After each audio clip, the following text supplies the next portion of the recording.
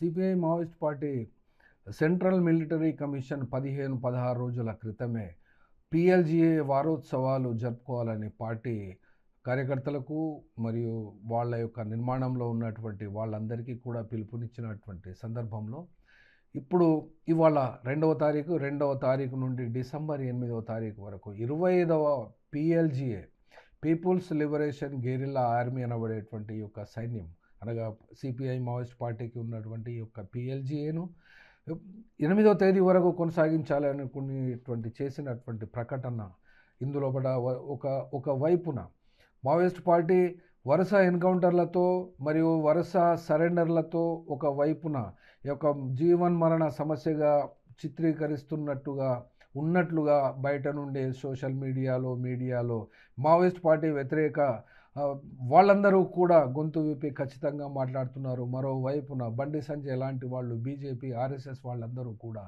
ఆ మావోయిస్టుల పని అయిపోయింది, తర్వాత అర్బన్ నక్సలైట్లే అనుకుంటా వాళ్ళు కూడా బెదిరింపులకు దిగుతున్నారు. అట్లాగే భారతదేశంలో 40 లక్షల సైన్యాన్ని ఎదుర్కొని నిలబడగలిగి పోరాటి విజయం సాధించడం ఎంతవరకు సాధ్యమని న్యూట్రల్గా ఉంటూనే అమాయకంగానే చాలామంది సోషల్ మీడియా ప్లాట్ఫామ్స్లో ప్రశ్నిస్తున్నటువంటి ఈ నేపథ్యంలో వాస్తవానికి వరుస ఎన్కౌంటర్లు ఈ జరుగుతున్నవి కేంద్ర కార్యదర్శితో సహా ముఖ్యమైనటువంటి నాయకులందరూ కూడా ఎన్కౌంటర్లో చనిపోతున్నారు. హిడ్మా యొక్క బూటకపు ఎన్కౌంటర్ అని నిర్ధారణ చేసినటువంటి ఈ యొక్క సందర్భంలో ముఖ్యమైనటువంటి నాయకులందరూ కూడా 30, 40, 50 సంవత్సరాల నుండి అండర్ గ్రౌండ్లో ఉన్నటువంటి వాళ్ళందరూ కూడా వరుస ఎన్కౌంటర్లు అవుతున్నారు, తర్వాత సరెండర్ అవుతున్నారు ఆయుధాలతో సహా.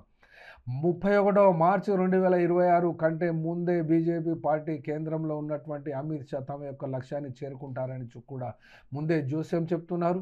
మావోయిస్టు పార్టీ అనుభవాలను తమ యొక్క జీవితాలలో రంగరించుకొని మావోయిస్టులే ఈ యొక్క మావోయిస్టు పార్టీ పని అయిపోయింది, వచ్చేటువంటి రోజులలో మావోయిస్ట్ నాయకులందరూ ఎన్కౌంటర్లో చచ్చిపోతారు అని ఈ యొక్క మావోయిస్టులే తీవ్రమైనటువంటి విమర్శలు చేస్తున్నారు. ఈ యొక్క సోషల్ మీడియా ప్లాట్ఫామ్స్లో మరి పార్టీకి సంబంధించినంత మేరకు ఏ నిర్ణయం తీసుకోవాలనుకున్నా, సైన్యంతో పోరాడాలనుకున్నా, లేకుంటే సాయుధ పోరాట పంథాను కొనసాగించాలనుకున్నా కూడా ఆ యొక్క మావోయిస్ట్ పార్టీ అంతరంగిక విషయంగానే దాన్ని పరిగణించకుండా తాము మాత్రమే చెప్తున్నట్టు, తాము చెప్పిందే జరుగుతుంది అన్నట్టుగా అందరూ కూడా భ్రమిస్తున్నారు. మనల్ని కూడా అండగా సమాజంలో ఉన్న వాళ్ళను కూడా భ్రమింపచేస్తున్నారు.